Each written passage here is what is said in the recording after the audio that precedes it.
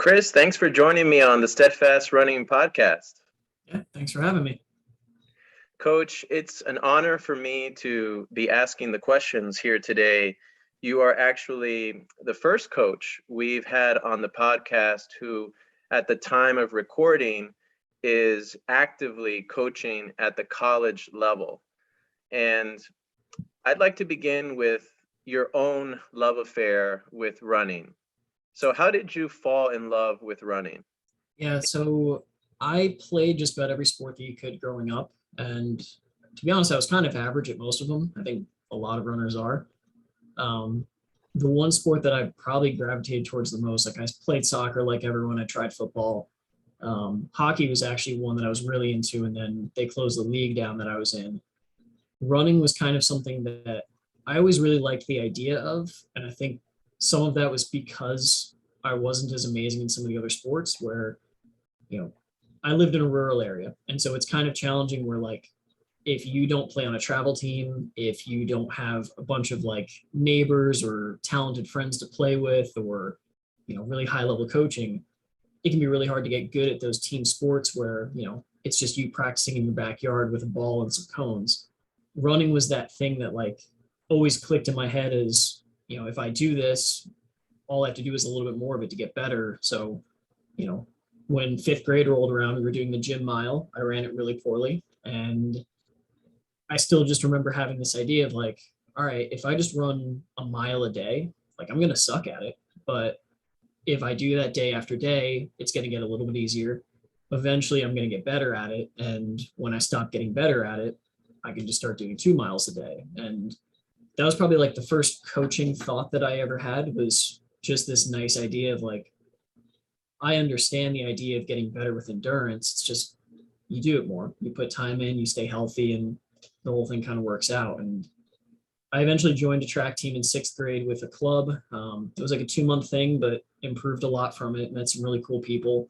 And then that kind of is what continued with, keeping track involved in my life. I kept doing it throughout middle school, played soccer and did track in high school. And then track just became the whole thing year round where began doing cross country and all that from sophomore year onward.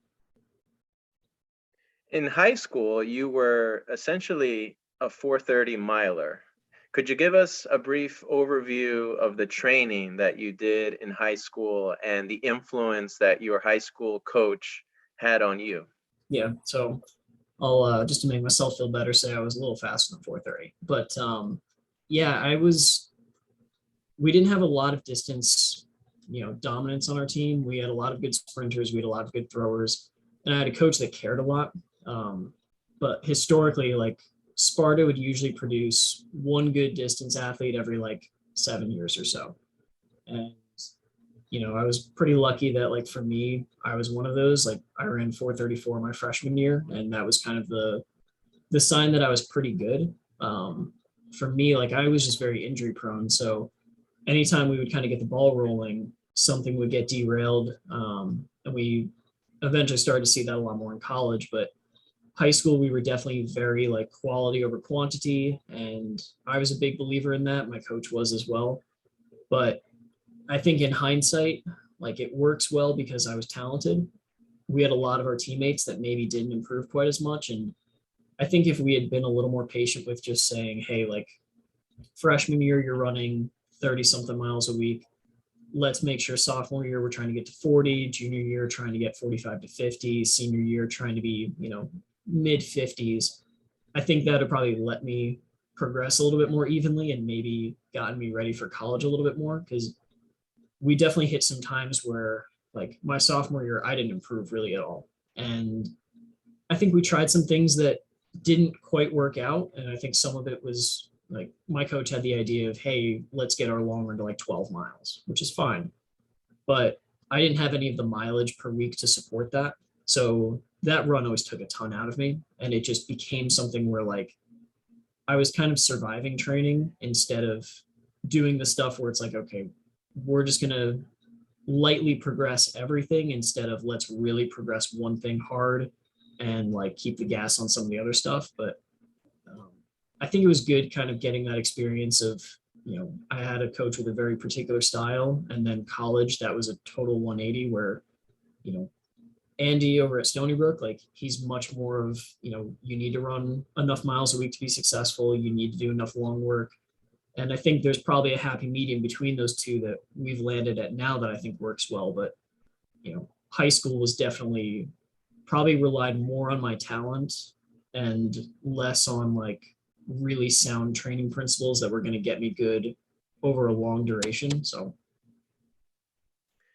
Thank you, Chris. And I'm kind of disappointed in myself for getting your high school PRs it's not wrong. that I far. want to give some due credit to your PR. So what did you graduate with, your personal best at different distances? So it was 424 in the mile. 800, we started to get it down. I ran like two flat and an open and 157 on relay splits.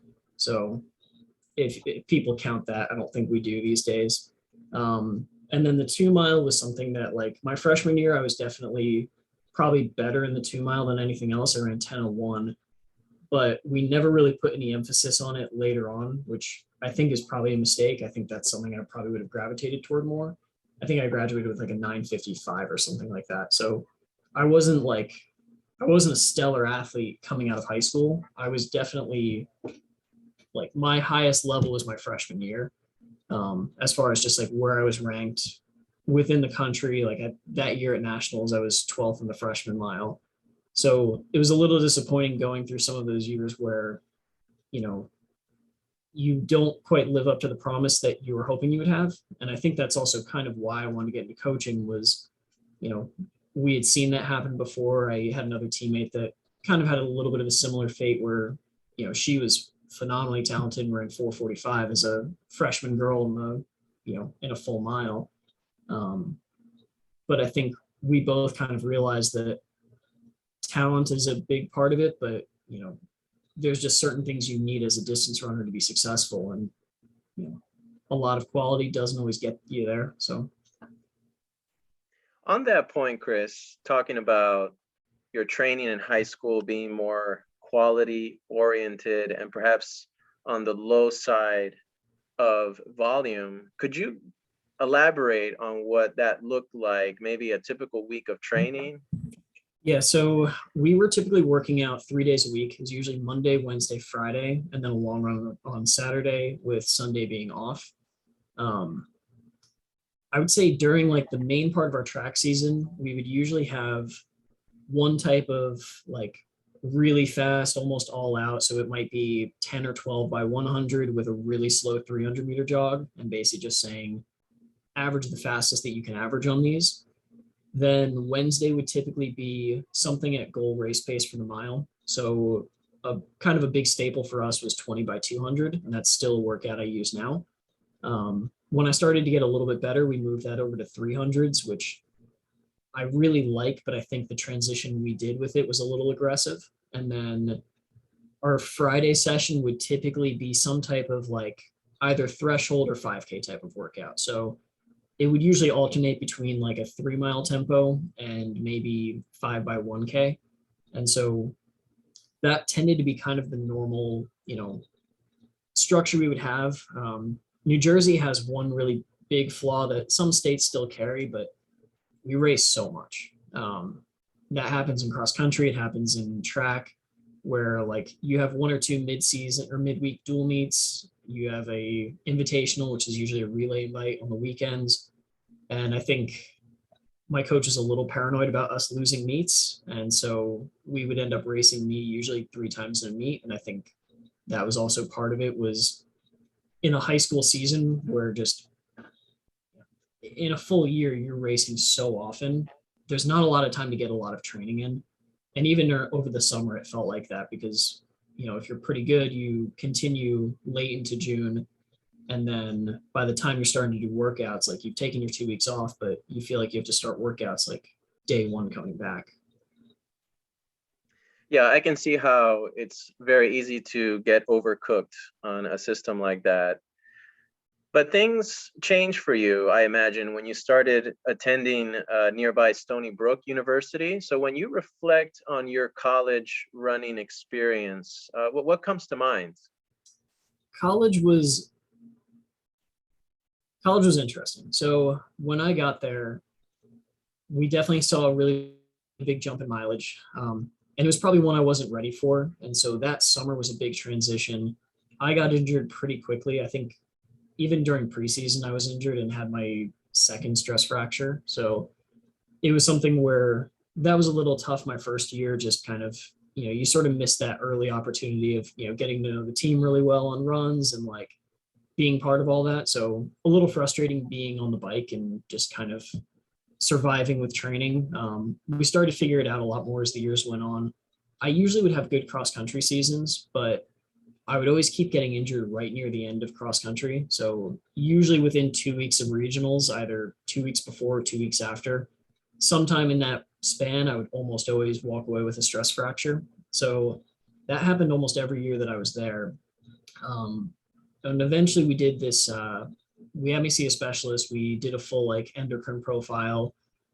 We found out I had a relatively low thyroid production where like it just basically made it where recovering was a lot more challenging. And we kind of found that there was this tipping point where if I was under 50 to 55 miles a week, I was usually okay. Once I got above that, I was just kind of on borrowed time, which it's a shame because I usually responded really well to running more. It's just eventually something would break and it was usually my femur. So when a bone that big ends up breaking from running, there's typically something bigger going on. I see. So it was a combination of maybe too much too soon and that thyroid issue that you were dealing with. Yeah, that's what we thought. And near the end, when they figured that out, they said, we can put you on a thyroid medication. Um, the downside is if you go on it, you're probably going to have to be on it for the rest of your life. And we don't know if, that one season of running that you have left in eligibility is worth being on medication for the rest of your life. So I opted not to do that. And, I still run now, just at a level that hopefully doesn't get me injured. Apart from the inconsistency that you must have had in training because of all these injury struggles, and when you look back, are there any positives, any highlights? I mean, I know you ran 32:15 in the 10K one year at the cross country regional meets, but how do you see things now looking back?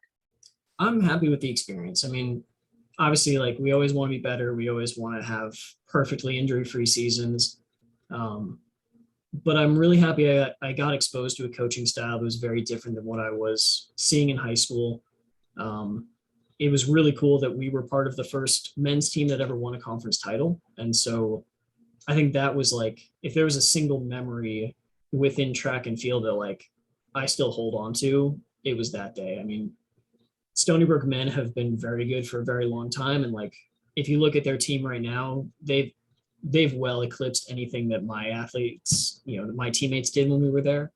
So it's cool to see what they've done since then. And I think we were always kind of buying into the idea of like, we can be the first team that does this and we can now sort of set the stage for this being a regular thing at Stony Brook. So for us, it was really cool. And it was nice that was one of the seasons I was healthy for. But yeah, I think that was one of the biggest things. And like I said, I think being exposed to training that was very different.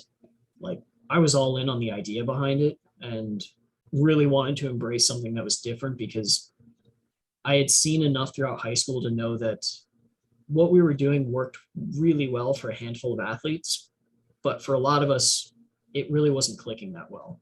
I was one of the lucky ones that I did improve pretty quickly from it. When I stayed healthy, I had good seasons, but it was nice being part of a training system that, even though I didn't survive it that great, like it was much more consistent for our athletes. It was something that I think let me grow as a coach and made it so that I wasn't just stuck in thinking like, oh, my high school coach knows everything, so I'm just going to reproduce that.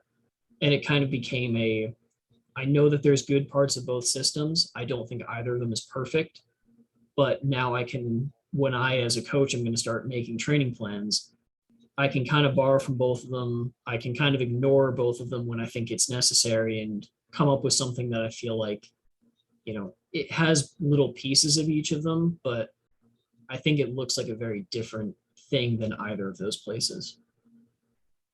And it's cool to hear that you're still running, and it intrigues me. It has always intrigued me, this relationship that coaches have to their own running, whether they happen to be past their prime or not. And in your case, you're still very young. So did you leave the track behind? Did you move to the roads? How has your relationship to running evolved over the last 6 years or so? So I had to take a lot of time off after Stony Brook. I had one injury near the end that like I basically tore the attachment site for like four different muscles in my pelvis, and that one took a while just to like not feel any pain walking around. So for me, like I like running now because I feel like it's just a healthy thing for me to do. I feel like it keeps me in touch with the sport. I still like doing workouts and somehow roped one of our assistant soccer coaches into doing some of them with me. So like I like that atmosphere. I like being able to say that I'm still fighting the good fight in its own way, but I don't really race anymore. If I do, it's kind of a one-off thing. Like I think my last race was 2 years ago. It was like a 10-mile brewery run with like Sable Running Company, a store I used to work at in college. And it was just like a way of saying like, all right, like I know I'm not fast anymore, but let's see what happens. Let's, pretend to train hard for it for 2 months, and what happens happens. But I also like that I'm at least right now in shape enough that I can kind of be my own guinea pig. So over the summer, like I'll try out different workouts just so I kind of know how they feel. I know my athletes are going to register that a little differently than I will because, they're actually really good athletes. But it's still nice to kind of have that like intuitive touch of like, okay, I've lived this. I haven't forgotten what it's like. Sometimes I think there's some coaches that have not been around it recently enough to remind themselves like some of the workouts that they're writing are really, really hard and that there's a reason their athletes can't do it. And there's also some that are on the opposite end of the spectrum where like we had a ton of athletes this year that just we kept making workouts harder because they were that good. And it was probably a little out of what my comfort zone was from years before, but it's, it's the level of workout that they needed to get better. And I'm going to pull on this string just a little bit more because your career just seems to be characterized by injury. And having dealt with injuries myself and going through one right now, it's sort of top of mind. Do you feel like you were able to leave running, or at least competitive running, on your own terms? I mean, how have you come to peace with all of that? Has it been a struggle at all for you? It was probably more of a struggle when it was happening. I think I was someone that always knew I liked coaching more than running. And like I loved running. So I'm okay with saying that and knowing that it just means that coaching for me was like the ultimate dream of mine. Like I knew I wanted to do this back when I was in high school. I really knew I wanted to do it in college. And that's like how I steered most of my education, was trying to make sure that I could get to where I am now. So I think for me, it was nice knowing that even if running, I didn't live up to the potential that I thought I had. I kind of knew that like my fantasy was I wanted to coach Olympians. I wanted to be able to say that, I had a team that could win conference titles. And, that to me was always more interesting than, I like the puzzle of it. And if running didn't work out for me, like I can point to some injuries and I can say that, maybe if coaching was different, maybe if I had access to soft trails year round, or if my school had an ultra G or something, like maybe that would have made the difference. Or maybe if it was just a more gradual progression.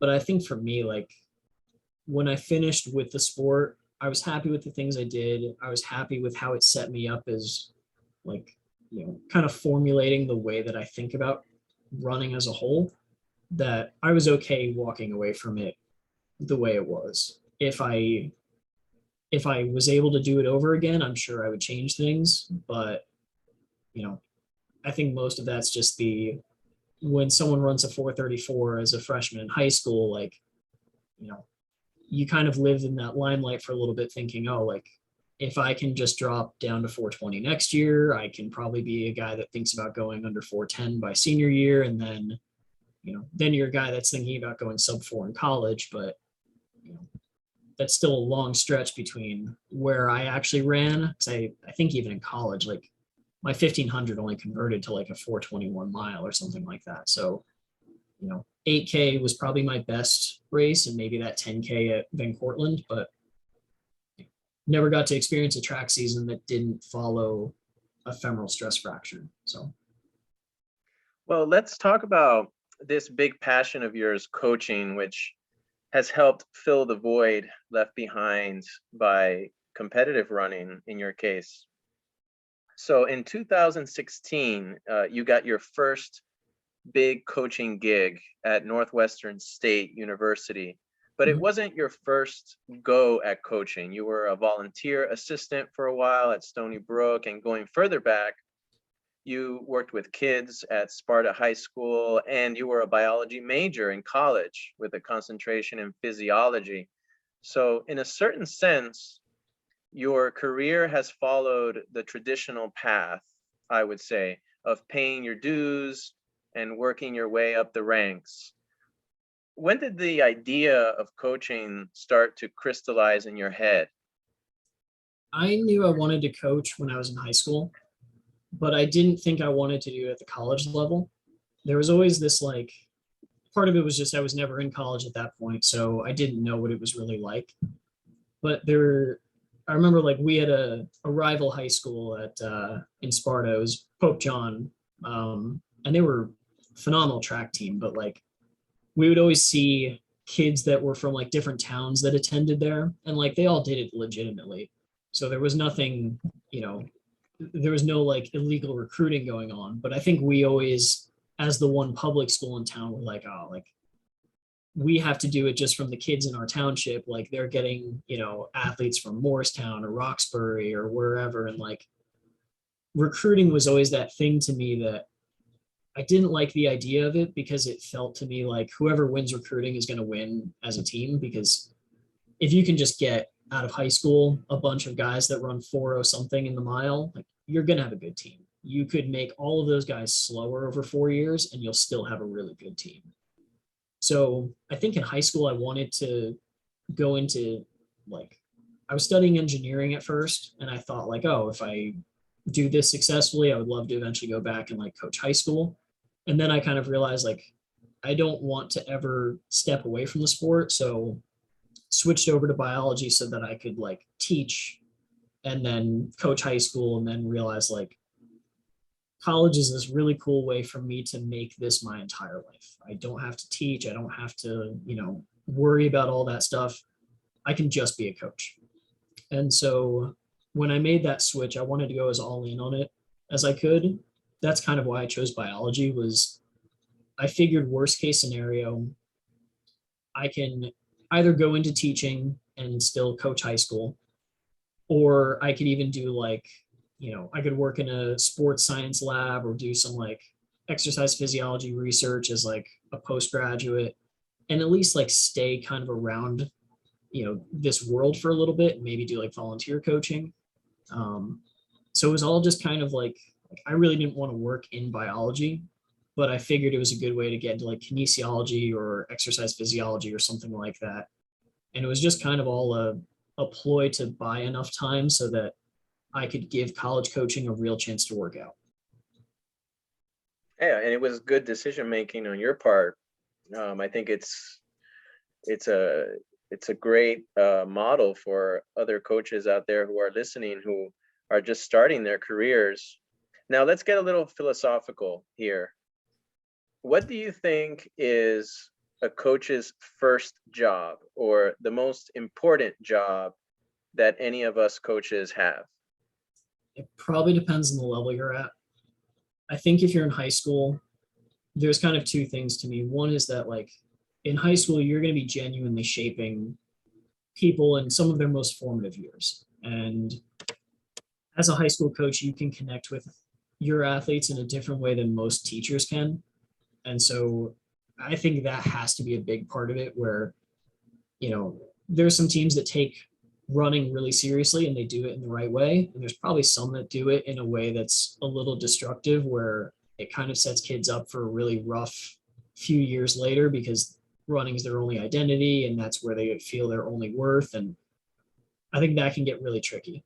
When it's in college, we still have that. Like, we'll still have athletes come up to us or, give us a call several years after they graduate and like, they'll thank you for doing something that you didn't realize you did. And just, maybe you were there to listen to them. Maybe you were someone that helped them through a time that you didn't realize they were even going through something that rough. But I think in college, that's kind of the first time that we can be a little bit more leaning toward the performance side and say that, at the end of the day, like if we're not accomplishing the goals of our university, whether that's, recruiting, whether that's winning, whether that's, giving athletes a great experience as a whole, like that's when it gets tough. But I think the biggest one to us is always just, we're trying to realize that these are people. And I think having my own experience as a runner, running's not fun if you're not doing well. And it's particularly dejecting if you're putting everything into it and it still just isn't working out season after season, year after year. So I think part of it has to be like, we owe it to them to do the best job that we can to create, the best athletes. And sometimes that means just making sure that they run a lot of PRs, but some of that also means that, some of them don't have great coping mechanisms built from high school. We need to be the ones that help teach them that so that they can survive college and that they can actually, be functioning human beings in the real world afterward. That's well said, Coach. And I agree that the performance side of things is extremely important. And I'm sure you take a holistic approach to coaching as well. I like to say we coach people, right? We don't just coach muscle cells. And so, after working with people and all the complexities that involves individually and within a team setting, which I think is an even greater challenge, what have you learned about people and what are some of the techniques that you've used to get into that headspace, get rid of the things that are holding them back and helping them thrive in all areas of their life? I think the biggest thing is that, like, if there's one thing I think we've done really well here is we've gotten people to buy into the idea of kind of what we're doing. And that goes a really long way. Like, if you don't trust in what you're doing, you're probably not going to get better. And, that comes from writing good workouts. That comes from obviously them seeing results. But I think one of the biggest things is that when I was first involved in coaching, like I micromanaged everything. I was like very intent on like, I thought if I balanced all the variables perfectly, I could create like the perfect training plan. And it doesn't work like that. And so nowadays, like I get a ton of feedback from my athletes and sometimes we listen to it, sometimes we don't. But I think that goes a very long way in getting them to believe in what they're doing, because like if I'm recruiting a kid, it's probably because they were pretty good wherever they came from, whether they were a transfer athlete or whether they were a high school kid. And so I don't want to have to reinvent the wheel with that person every single time they come in. I would rather talk to them, figure out what's worked, what hasn't worked, what clicks for them, what just has never seemed to figure out, how it works. And just, if there's a way for us to say, all right, we know that these workouts have worked really well for you, let's incorporate more of them. Let's get it to where they can walk away from most training sessions thinking like, oh, this is the stuff that I know works for me. I'm going to be better. And I think most of the time, if you're doing that day in and day out at practice, you're going to run well. And Steve Magnus had a really good little like line. It was, you want to win more workouts than you lose. And like that should be, you should win almost every workout that you go up to. And that doesn't necessarily mean like that every workout is better than every other workout that ever came before it. But like if I'm giving my kids a tempo run and saying, all right, I think this kid can run 5:20 pace for 4 miles, I'm probably going to tell them to start out at 5:30s. And then maybe the last mile, we might do 5:20. What's most likely going to happen is that kid's going to start out probably faster than I want him to anyways, but hopefully a little bit more tame than 5:20. and he's probably going to drop down to 520. And honestly, he's probably going to go a little faster. And at very least, that kid's going to walk away thinking like, oh, I beat the workout. I did what I was supposed to do. And as long as I'm there to kind of keep them from making that workout turn into a race, you know, they're still going to be in a safe place for training. They're still going to get out of it what I wanted them to get out of it. But now they're kind of reframing it as, instead of like, oh, Chris told me to run 520 pace, but I was running 522, 523.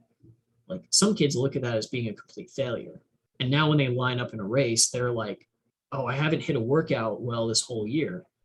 But if you do it the other way and they're like, oh, Chris thinks I should have been running 530 pace and I've been running 522, 523, like, I'm in better shape than he thought I was going to be in. So, you know, I don't try to be all like very gimmicky with how we do things. Like, sometimes before a race, we might, you know, meet up the day before, jog the course, and then like have everyone close their eyes and just walk them through verbally, like, all right, first 400 meters, how are you getting out? Who's around you? How many people do you see in front of you? How many people are behind you?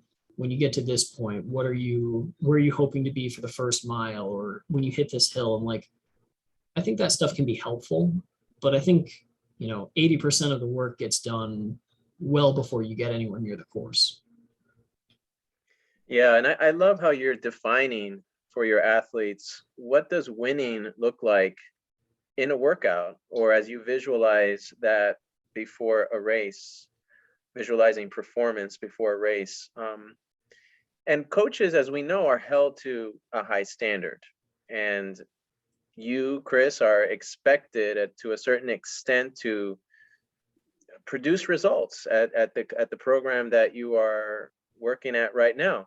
But I think it's kind of a two-way street, right? I think I've been in situations, and I'm sure you have as well, where you're working with an athlete, you're doing everything that you can to make them better, but it just doesn't work out. And so I'm curious, when you're trying to decide which athletes will be the best fit for your program, for your coaching style, what expectations are you communicating to them? So I think most coaches we're all a little bit arrogant and we think we can all get every athlete to be better. So I'm not too picky about like what kind of athletes we bring in as far as their athletic background. Like, if they've run fast enough, we'll probably trust ourselves to get them better. But I think we've always tried to make sure that we're bringing in people that, you know, kind of fit that nebulous term of culture the way that we want. And the thing we've always sold here, it's never been like, oh, this is the team we have, like, we would love to have you be part of it. We've always tried to sell the team that we want to be. And part of that was we had to. Like, when I first took the job here, we had one male on the team and we had 6 women on the team. So like, we didn't have enough athletes to even say we had a full team on the men's side. And I think our fastest woman on the team wasn't even under 520 for the mile. So like, it's hard to sell that at the collegiate level and talk to really fast athletes and be like, oh, we improved our 520 girl to 510. Like, imagine what we can do with you. We do a little bit of that, but I think we were more so selling the idea of like, if you come here, we think we can develop you. We think that you can be the start of what builds a really great program here. Like, I know you're going to get a lot of individual coaching attention from me because our team is pretty small, and like, you know, you being a top athlete, like, obviously you're going to get a lot of attention anyways. But I think we were also trying to leverage a little bit of like, if we can get one fast person signed, now we can talk to a few other fast people and say like, you know, we got this person, now you have someone to train with. And like, that's sort of how we got the snowball effect of being able to talk to some recruits that were just genuinely way out of our league. But now they started to see that like, this wild pipe dream that I was trying to sell them before now is a little less wild than it was. And so, you know, that's kind of been our whole thing, was we knew we were really far back. We knew like our first year, we were the last place team in our conference. So realistically, we can't talk to those girls that are going to win a conference championship and say like, oh, we're the best fit for you. We kind of had to tell them, hey, if you're here, I guarantee you, like, you're going to see stuff change. You're going to see this team get better. And 5 to 10 years from now, you're going to be able to look back on it and say, like, I built that team. And so that's kind of what we really looked for, was we wanted some people that weren't afraid to take a chance and weren't afraid to like step into a leadership role pretty quickly, because that's just what we needed. We were too small and we were too far back to like just organically say like, oh, we're going to take our current team and we're just going to somehow get them to be a top team in the conference. So it happened with a lot of recruiting, and like we're lucky that we've developed some athletes pretty well. And now that those athletes that were originally on the team, like now they're ready to score. Now they're old enough that they can handle that. But it came with also getting a lot of people on board with the idea of like, we can be really good.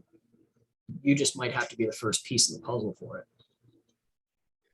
You are building something special at LIU. How far has the program come along, in addition to growing in size, which you mentioned?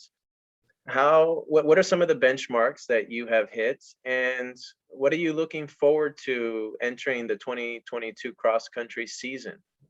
Yeah, so I'll start with the women's side, since theirs was probably the bigger contrast of the two. We were 10th out of 10 my first year here, which is not great. Considering that like a couple of the teams we should have probably been ahead, but you know, it is what it is. We had a bad day, and we had a team that, the year before we were Division 2. So like it was a whole new ballpark for everyone involved. That second year was COVID, and that probably got lucky for us because it meant that we had more time to develop athletes and we could kind of like set up recruiting the way that we wanted to. We never felt like with a looming track season, we have to produce, otherwise we're going to have recruits that aren't interested in us. So I think it was kind of lucky that we got a couple of fast people in. We developed some other athletes that ended up getting pretty good. We placed fifth that year during like the winter conference championship for cross country. And then this past fall, we finished second. So the women went from 10th to second in basically 2 years. And throughout that time, like I think our women have broken 14 school records, which is pretty cool. And definitely if you look at like track times, like we didn't have anyone running under 5:20 when I first got here for a full mile.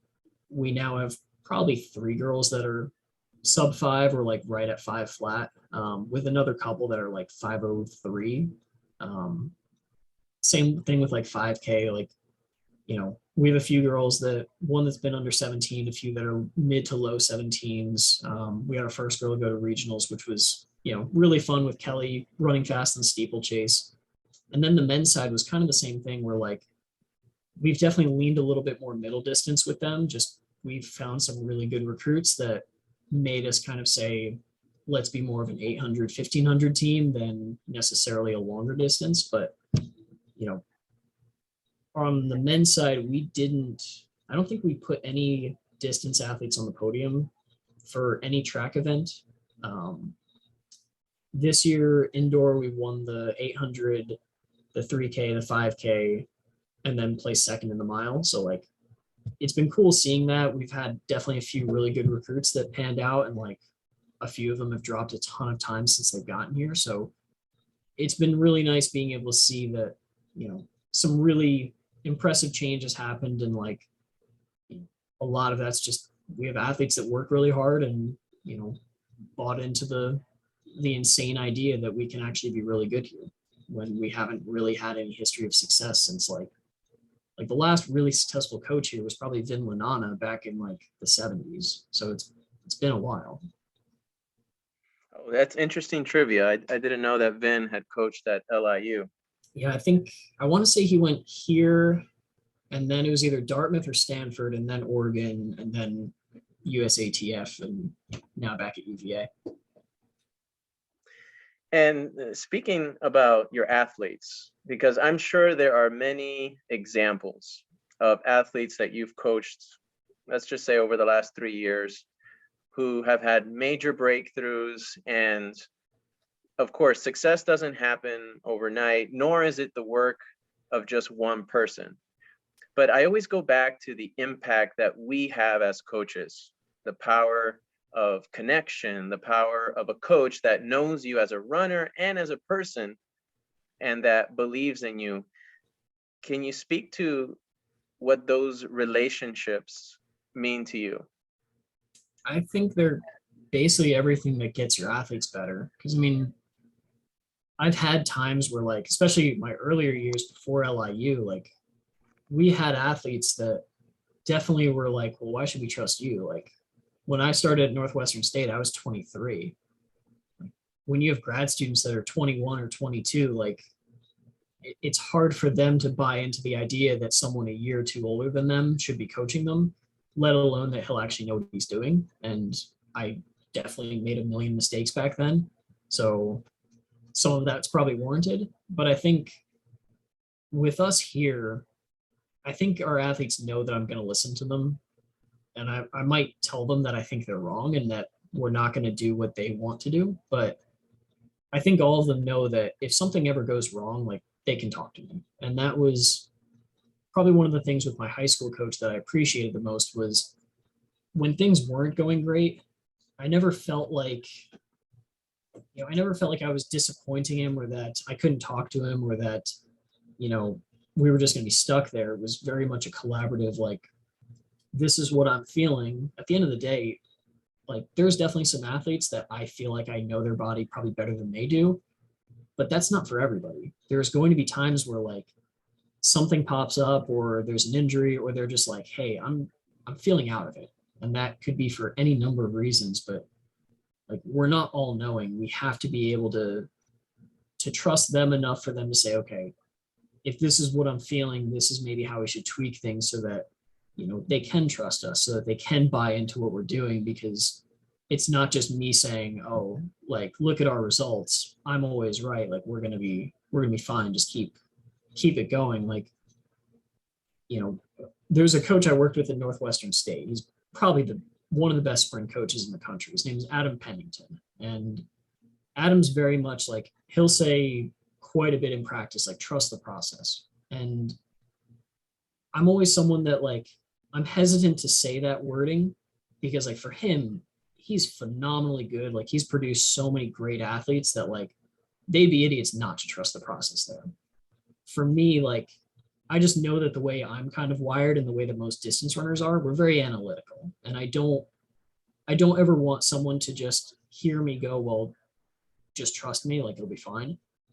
I would rather explain to them, like, this is why we're doing this workout. This is why I think you're feeling the way you're feeling. If you are feeling this, this is maybe how we should tweak it. And then also just get their feedback to know that, like, if they have a handful of workouts that, like one of our girls has a particular pre-meet workout that she likes. I don't think it's a good workout, but I also don't think it's harmful. And so if it makes her feel confident, 4 days out before a race, and I don't think it's going to end up being negatively impactful, I don't care. That's fine. Like, it makes her feel good, makes her feel ready. That's what we're going to do to, give her that last little bit of confidence, because I know that the other 12 months of training that we've done have been really good. So it works out fine in the end. I love that. I think that's going to be the one soundbite of the episode that we're going to end up highlighting. Just a remarkable story and the way you connected that to your own style. So I appreciate you sharing that. So then we've been talking about coaching in general, and I think most coaches, regardless of what level they coach at, they're familiar with the programming side of it, writing workouts and explaining to your athletes the purpose behind those workouts. And I think even the layperson listening to this might understand the recruiting aspect, which you have to go through as a college coach. But could you talk about all the other challenges that you have as a college coach that maybe someone who coaches at the pro level, the club level, or the private level might not know about? And why do you think college coaching is a good fit for you? So I like college coaching because it gets to be the thing that I can focus on. With high school coaching has this like really nice purity to it where it's the athletes that show up, maybe some places do a little bit of recruiting with like kind of doing like what York High School would do, giving their seniors a clipboard and saying, bring me every freshman you can find. But like, there's kind of a nice, just like, okay, we're going to do the best with what we've got. College, you're right. Like, there's a lot of recruiting. I think that's probably the part that people don't realize as much is like, you live and die by how your recruiting goes. Because at the end of the day, the reason why some of my best athletes are our best athletes, it's not necessarily because we got them and they were already as good as they are right now. It's that we got them because they were already really high responders. And so they ended up rising to the top throughout high school. We saw that, we brought them here, and they continued rising to the top. So that stuff's always really straightforward. I think when you get outside of just the X's and the O's of like attending practice, making training plans, and recruiting, college has a lot of like, it's a lot of paperwork. And it's my least favorite part of the job, but it's also something that can be really time consuming. I don't have any assistants here, so there's no way for me to like pass off doing recruiting logs to somebody, or, Carol logs, which are basically logging how many hours a week you practice. There's no person I can give, my login information to and say, all right, register us for this meet. I want you to like set up our hotels, travel, getting meals, getting ready for preseason or equipment orders. But I think the other stuff is like, I'm someone that there's a lot of things I want to do to make our team better. And those things, since they haven't been done before, they take a lot of time out of your day. And sometimes they lead to absolutely nowhere.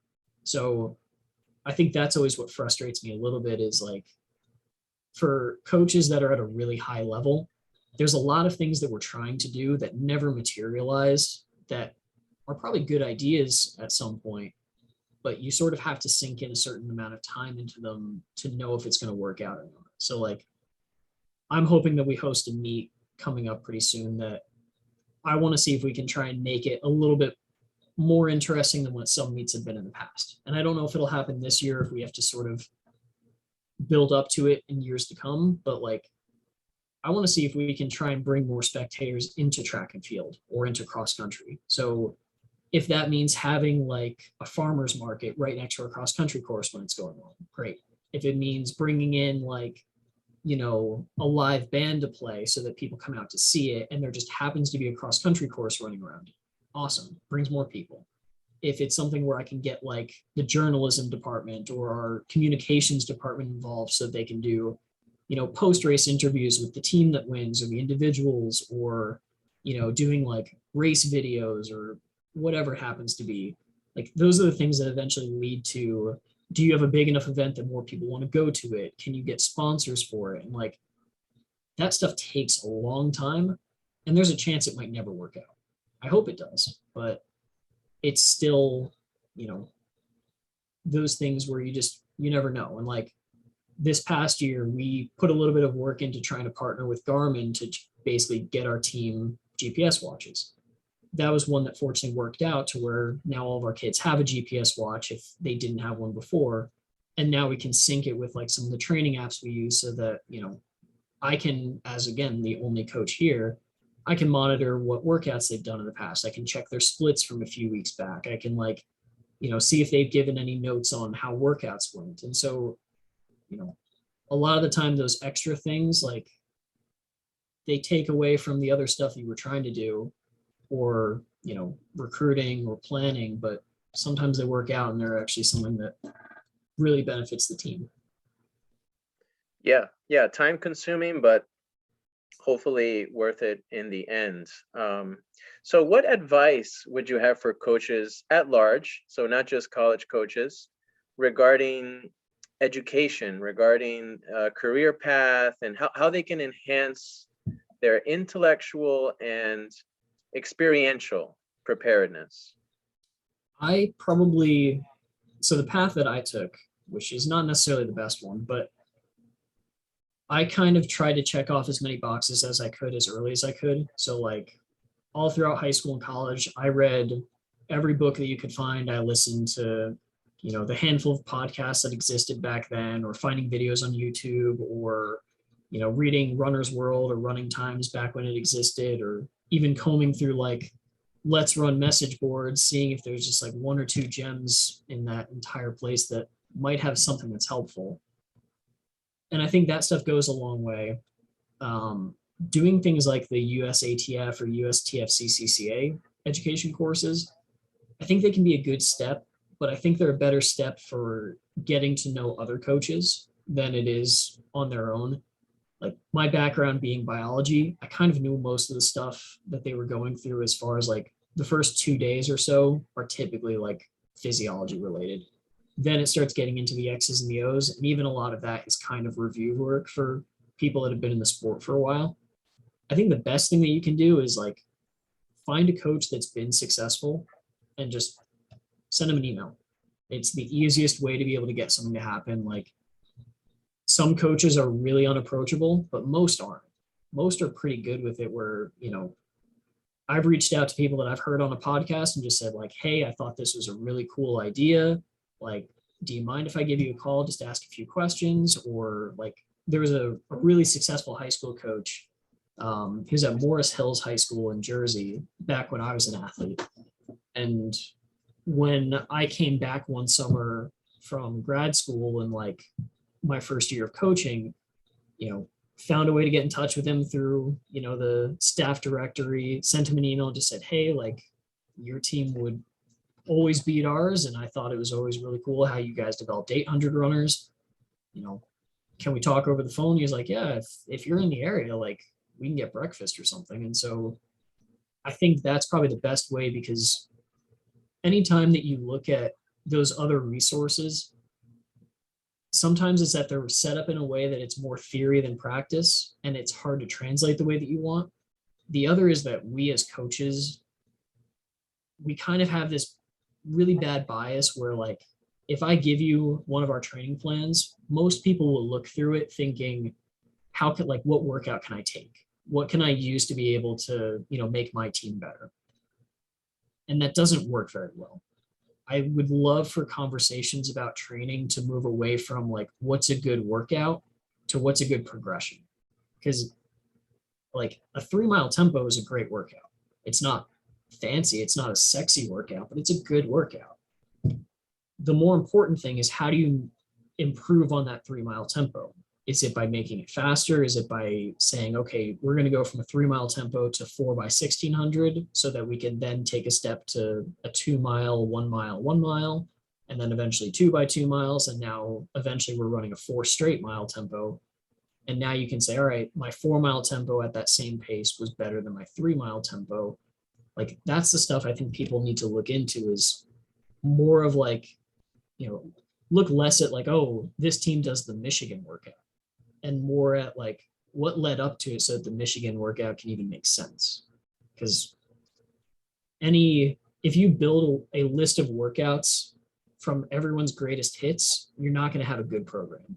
You need to just have a nice steady progression that just every once in a while throws in one of those special workouts to say, hey, like this is one that we do because we think it's useful, but like no one's doing the Michigan 4 times in the season. Or if they are, like more power to them, but we can't do that.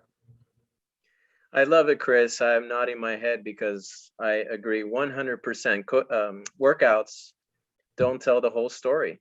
You need context, and we should be talking about progressions. And actually, for the final segment of the show, I'd like to now start talking about the science of running so we can get into the nitty-gritty of training. And we're fortunate to have someone like you here who has spent a great deal of time, speaking of mentors and reaching out to other coaches. And you're someone who has been able to form this cohesive framework around which to structure training, and you've been putting those ideas into practice with success. So from a physiological perspective, and without getting into the specifics just yet, what would you say are some of the major underpinnings of your training model? So I think the biggest thing is that we're typically trying to progress almost everything as we go.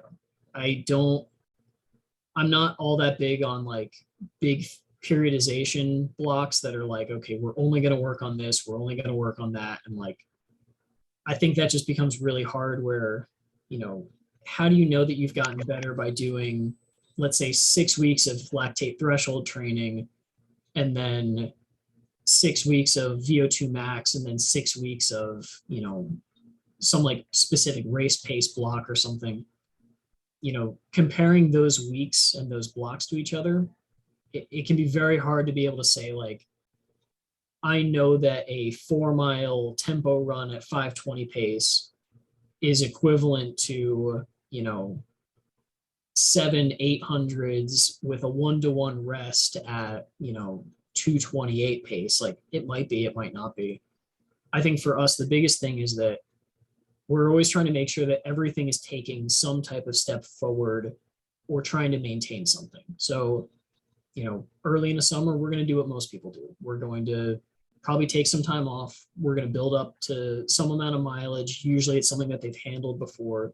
And then we're going to try and push that needle a little bit further forward. So that way we know that, you know, as a sophomore in college, you're probably running a little more than you did as a freshman. As a junior, you're probably running a little more than you did as a sophomore. We want to know that everything that we're doing is getting a little bit better. We also do a good amount of speed development year round, and we do a lot of lactate threshold. So I would say like those are probably the biggest things that are like constant throughout our training plan year round, and just making sure that like if we think that it's important and if we know that it takes a long time to develop, it has to be really early in our training plan. Like when I see teams that are afraid of doing like fast all out sprinting and they think like, okay, that's, I need to save that till the end of the year. Like you don't build top speed in 6 weeks. It just doesn't happen. So I think for us, like we want to make sure that there's no weak chain anywhere in there, so that like if we have an athlete and we know that they're running, let's say it's a female running 5 flat in the mile. If her 800 is only a 222 or a 224, like she is running so close to what her 800 PR is during her mile that she's not going to get better. So we want to make sure that we're still building on speed development so that that ceiling's high. We want to know that we're still working on building up mileage gradually, because big jumps always seem to cause problems for us. But that also is, again, like if you run enough miles a week, you're going to have a pretty high ceiling. And like lactate threshold to me is that way of making endurance functional. So that's probably the one that like we dedicate the most amount of time to over anything else. Is we do a lot of tempo work, even on workouts that aren't really focused much on it. We'll typically lead off with something that has a little bit of lactate threshold in it, or there might be like a middle rep that just kind of, after we've built up some fatigue, we know we have to run a little more controlled and handle it.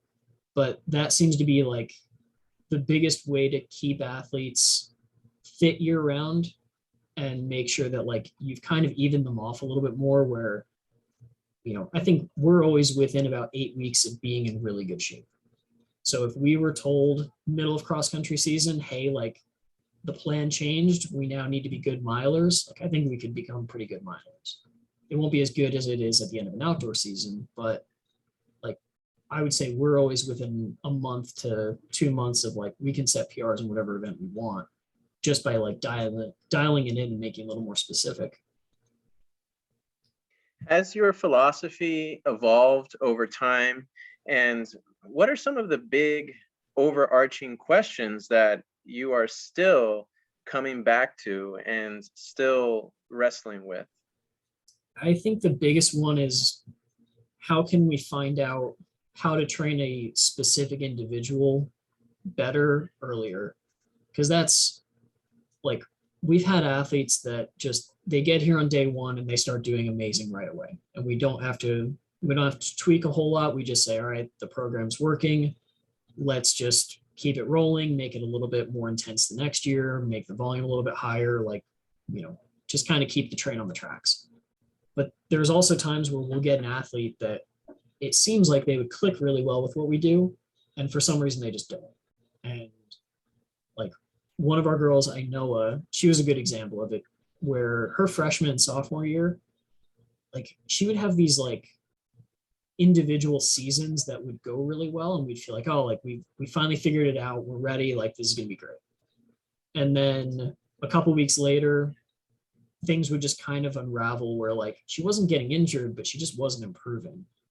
And so going into her junior year, like we changed everything. We like moved from doing 2 workouts a week back to doing 3 workouts a week, like I did in high school, and just said, hey, like you seem to respond well to quality, so let's do more of that. Let's kind of tone down the mileage and just make sure it's high enough. But then she had like training as a miler, even during the summer and fall, she ran her best 5K times. So like that shouldn't happen, at least not in the way we would expect, but it would be really nice to start learning better ways to like dial that in sooner. And I think we're getting better at it, but I mean, it would be amazing if we could bring that down to where it's like, oh, we can kind of profile an athlete well enough within the first couple of weeks instead of the first couple of seasons, just so like the moment that they get there, they're ready to go.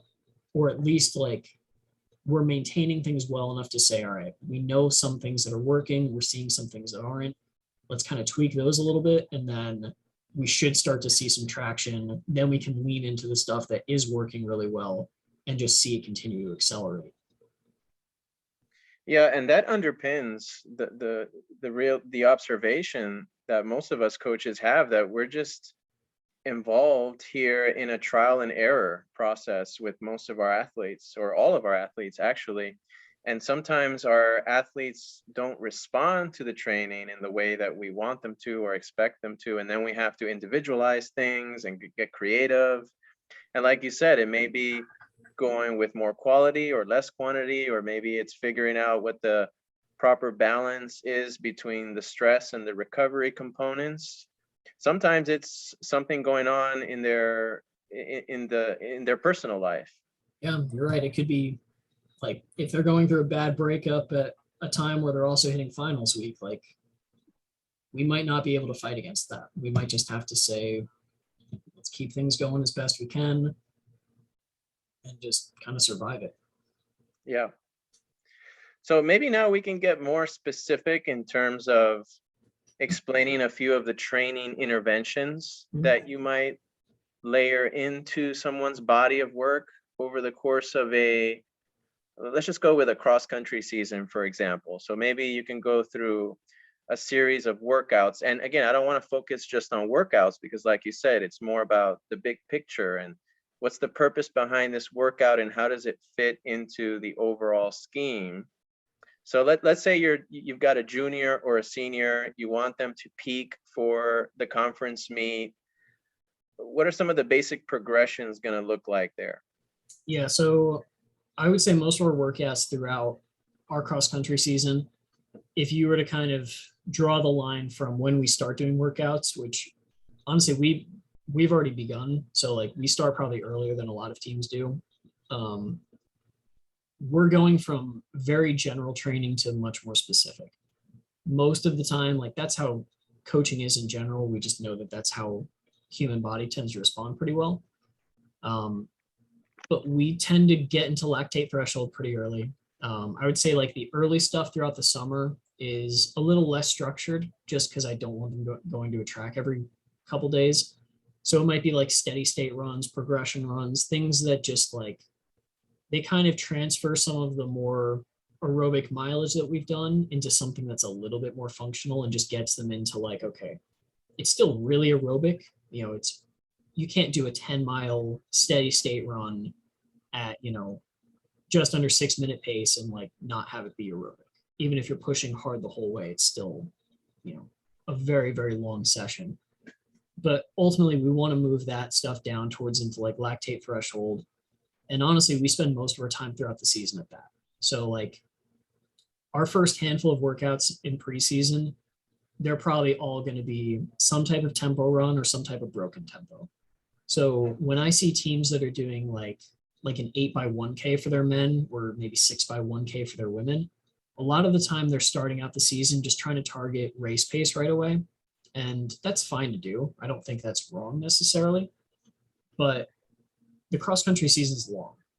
Most of the time, we're going to probably lean towards saying, hey, instead of doing 8 by 1K at race pace, let's do 10 by 1K, but let's do it at a tempo pace.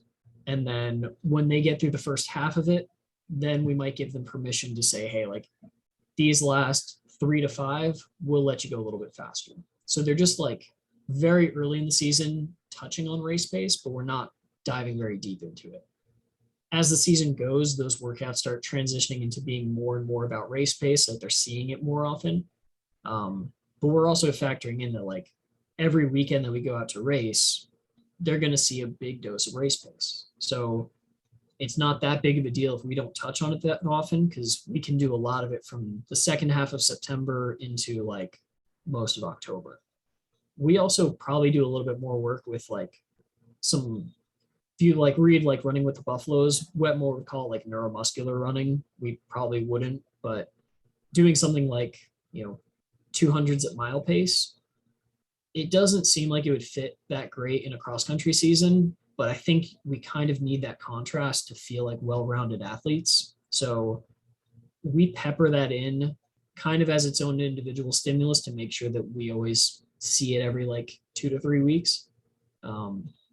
Yeah, most of the time it's just steadily progressing from a lot of lactate threshold to, a lot of lactate threshold with a little bit of race pace, then with a moderate amount of race pace, and then finally getting into like middle of October where it's like, okay, most of our workouts are done at 8K pace or 5K pace, or like getting into those things that are going to make us a little bit sharper. But cross country is probably the season we do the least amount of peaking for, just because like the race is so specific. You really can't get around the fact that like for your men in particular, they have to be able to handle 8 to 10,000 meters of hard running. We don't need a lot of time spent doing 300s to like build buffering capacity. Like that stuff's fine, and we definitely do it, but it's a very small piece of the puzzle. Like we're trying to move the big rocks that end up giving us the most fitness and sort of just letting the pebbles fall into place as they go. Yeah, that specificity aspect. Do you have a workout or a set of workouts? I don't think there are any true predictor workouts, but as a coach, you're getting close to that goal race. You want to get an idea of what your athlete might be capable of running in that race, pace wise. Do you have any good indicator workouts that are specific to the 10K or the 8K? Honestly, no. We don't do a lot of stuff where we're trying to figure that out. Most of the time, we have pretty good racers. I think most of our athletes are good at knowing what they can handle on race day. And since cross country changes so much course to course, we don't try to put a lot of emphasis on like, this is the pace we feel like we should go out in. We tend to be a little bit more with like, all right, I think Elias is a top 5 guy in this race. So we want to go out with, the top 10, keeping the top 5 in sight, and then work our way through the field as we go. And I think with cross country, we race often enough that like we understand how to race well. Most of our workouts, as far as training goes, we just want to get more fit. And so I would say like I've seen some programs that will do, they might do like a Michigan workout, or they might do, 8 by 1K with a 60-second rest, which is probably less recovery than we would typically do. And I think all of those are, they're fine workouts, and some of them will use it as a predictor to say, okay, I know if my athletes can handle, 2K reps or 3 by 2 or 3 by 3K or something like that, then I know they can handle that for an 8,000 meter distance. But the best predictor of what they're going to do in an 8K is let them run an 8K. So I try not to get too hung up on that, because it also then turns into like, what happens if the workout that was meant to be a predictor goes badly? And now they think like, oh God, I'm supposed to be running a 27-minute 8K when Chris has been telling me I'm a mid 25-minute guy all season. Like, I think most of our kids show up on race day well enough that we don't have to worry too much about a predictor workout. We might see that more in track though. It's just a little bit easier to control the variables, and in a season where it's all run on a 400-meter oval. I love that. I love how you're trusting your athletes and coaching them to use their instincts and maybe focus more on their positioning and yeah, and I guess that's the nature of cross country. So that makes sense. So Chris, I would like to put a bow around all of this and ask you 10 rapid fire questions. Okay, let's do it. With the understanding that these are questions or variations thereof that get asked at the end of every episode, and I think it's fun to see how each coach puts their own little unique spin on it. So let's start with the first one. What's your favorite threshold? Or I think you've termed, instead of threshold, you talk about tempo. So favorite threshold or tempo workout? For men, we typically really like doing 3x2 miles. For our women, it's usually either 2x2 miles, or if it's someone that's like really advanced and doing 5 miles worth of work, it'll be like a 2-2-1 tempo. So, we're typically doing that with like about 2 minutes of rest in between each rep. And number two, what math or method do you use to come up with a runner's tempo pace?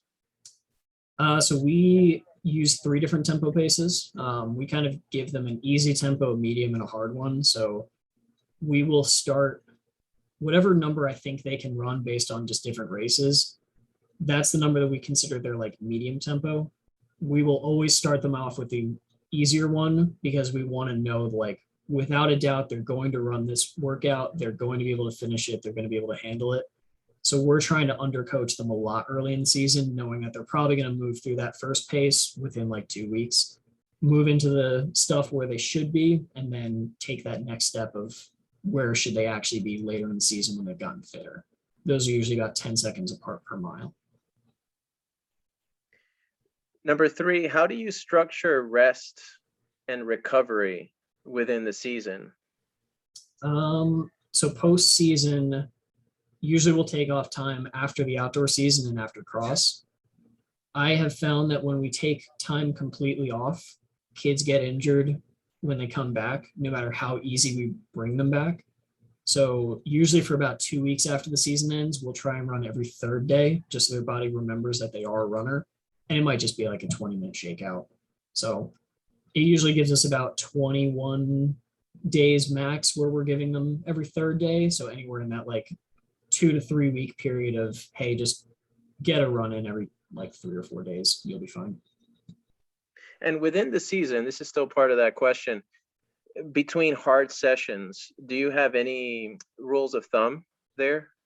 It just depends on the athlete. Some of them, like our 800 group, anyone who runs like the 15 and would drop down, they're probably running 3 workouts a week. Most of our people that are running 1500 but would sooner move up to a 5K than drop down to an 8, they're usually taking at least 2 days in between hard sessions. And number four, apart from running itself, what is the next most important element of training in your opinion? Sleep is probably the biggest one, but I would say if we're sticking to like things that we're prescribing, we like being in the weight room. I think it's hard to keep people healthy and to like, again, raise the ceiling enough if you aren't at least a little bit strong. Maybe a third nod to, I really like kids that aqua jog or swim. So it's a good way of getting a little bit extra in. Number five, what's a mental strategy that you coach others to draw upon in training or in the race itself? So one that I like is walking through the race enough times so that like, everything that could go wrong and how you would like to react going into it. The other is that whenever we have someone that like has a confidence issue, I try to teach them how to be sarcastic and basically be sarcastically arrogant to themselves, to just think like, even if you know that you're going to be somewhere in the 200th place in a big cross country race, like, I think someone should kind of learn how to just walk in and be like, oh, like, how do you think you're going to do today? Like, oh, I'll probably just try and win it. You might as well, even if they're, nowhere near the top. I think just them pretending to be good is sometimes a good way to just trick them into being like, all right, like the race isn't that scary. I'll be confident whether I should be or shouldn't be. Number 6, assuming that someone's training is already well balanced and they're ready for a jump in mileage, would you rather add 15 to 20 minutes to all their easy runs, or would you rather run an extra 1 to 2 reps during their hard interval sessions? If we're trying to raise total volume, I'd probably rather make their regular runs harder, just so we're not adding extra intensity and volume in the same go. So I'd probably lean towards doing it to the easy stuff first, and then maybe later on letting it carry over into some of the quality sessions. And just to build on that, do you have a cap where you say, look, past this point, it's no longer an easy run from a volume standpoint?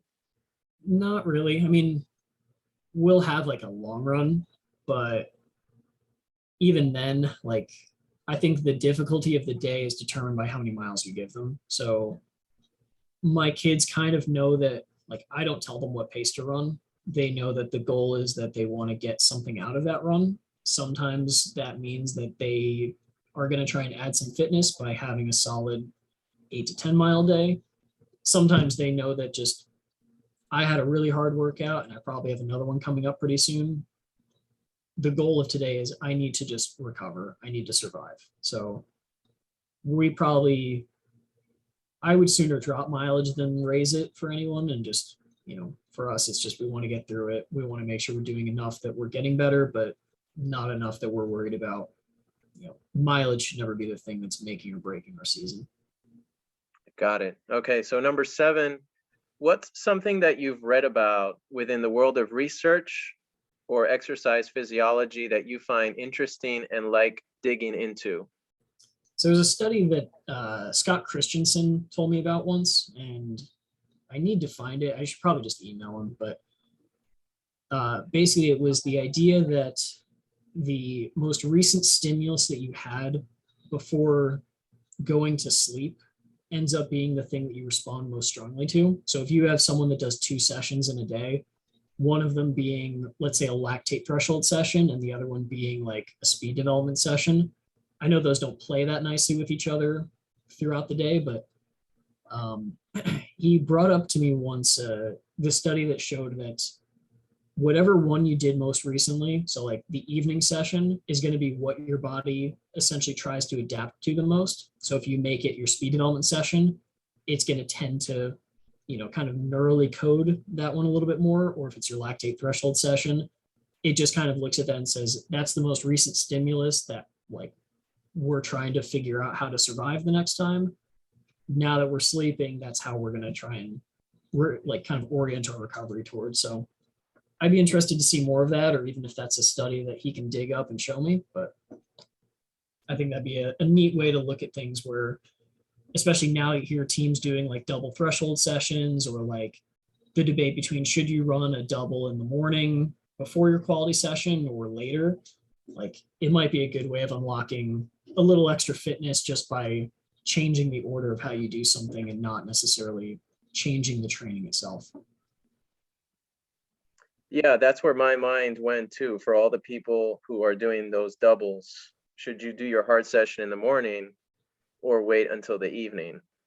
Yeah, and thank you for sharing that. I wasn't aware of that study. So number 8, your favorite book or resource on training, coaching, or running in general? Run with the Best by Irv Ray and Tony Benson. I think it's out of production, but if you can find it, it's the best combination of, like, it'll give you all the scientific stuff that you need in the beginning, but it very quickly goes into, this is how you apply it. These are some workouts that work for it. These are progressions of those workouts, and give a lot of examples of how that fits within training plans throughout different times of the year.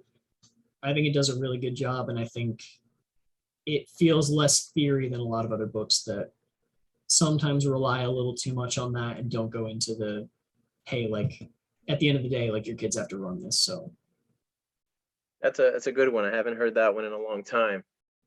So number 9, we happen to be recording this during the 2022 World Championships in Eugene. Who is your favorite runner, race, or moment in athletics history? So I grew up watching a lot of like older Sebastian Coe races. I don't know why. I think it was that like I read his training book that his dad wrote. So like I always really liked following, obviously not following, so he was way before my time, but like I always really liked watching those races, especially between him, Ovett, and just like the dynasty of middle distance running back then. Um, so he was definitely up there. But the steeplechase is by far my favorite race to coach. It's my favorite event to watch. It was really cool seeing Americans do really well in the event recently. So we'll see. I think the women's steeple final is in a couple of days. I don't remember if that's what day that is going on, but steeple is my favorite one to follow and watch. Yes, and they just had the men's steeple too, with El Bakali of Morocco taking the win in a Yep. final sprint finish. That was a good example of like our steeplechaser this year. She probably had the slowest 5K PR in the entire field for regionals, but like she was one of the best in our region. She's just good at technique. And that race was a big one where like you saw the winner was the guy who won technique over the last water jump. And like there's so much momentum lost in that race because of that. So if you're a high school kid and you want to be good in college, if you want to own the steeplechase, you can do really well. All right, and number 10, do you see yourself entering races 20 years from now? And if not, what can fill that void in your life that you used to fill by training hard and enjoying the fruits of your labor on race day? I would be very surprised if I'm racing by that point. I always grew up afraid of seeing the clock wind backwards and seeing myself get slower and slower every year. I've only come to grips with that very recently, but I like watching my kids race. I am way more excited to see them do it than I ever was to see me do it. Like I liked racing. I liked being competitive. I enjoyed like stepping up to some athletes that were clearly better than me and still just throwing everything you have at them, knowing that you're probably not going to beat them, but just being that person that just hangs on long enough for them to be like, how is this guy still here? Like that always gave me a lot of pleasure. I think for me though, like I'm way happier watching my kids race, and I'm okay with that being how I compete these days, is seeing what ways I can make my team better and, let myself live vicariously through them if that's how I want to look at it. Well done. Chris, this has been a great conversation today. Where can people go to follow, support, or get in touch with you and the things that you care about, such as LIU athletics? Yeah, I'm pretty easy to find on most social media stuff. I think everything's either listed under Chris Sauer LIU, or I think Chris Sauer.runs maybe on Instagram, but Twitter is probably where I do most of that stuff, with just trying to post things about training or, how to sort of get better with things. And our team, obviously Long Island University, it's been a good little time here so far, and I think we've done a lot in a few years, and excited to see what else we can do. Thank you, Coach. So for Chris Sauer, I'm Jonathan Mederos, reminding everyone to be thankful that you can run, and for all the ways that running makes us better at life. Till next time. Thanks for having me.